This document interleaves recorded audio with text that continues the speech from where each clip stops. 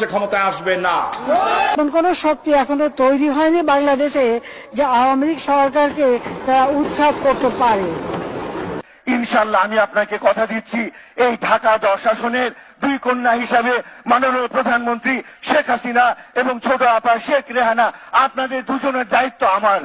প্রত্যেক এলাকায় কত বিএনপি আছে খুঁজে বের করতে হবে, বা জামাতে খুঁজে বের করতে হবে, ওগুলিকে ধরিয়ে দিতে হবে। এটাই আওয়ামী লীগের দায়িত্ব, যেন একটাও পার না পায়। রাত 12টার সময়, 12টার পর থেকে 1টার পরে 2টার মধ্যে শাপলা চত্বর পরিষ্কার হয়ে গেল। শাপলা চত্বর পরিষ্কার হলো। শাপলা চত্বর হলো স্যান্ডেলের। আরে মুজিব করতো সেই কোট, যে কোট লাগাইলে পরে মানুষ আর মৃত্যুর ভয় পাওয়ার কথা না। আমাদের বিজয় ভারতের বিজয়, বুঝছেন? আমাদের উন্নয়ন ভারতের উন্নয়ন, ভারতের উন্নয়ন আমাদের উন্নয়ন। আবার বলে আমরা নাকি পালানোর পথ পাবো না।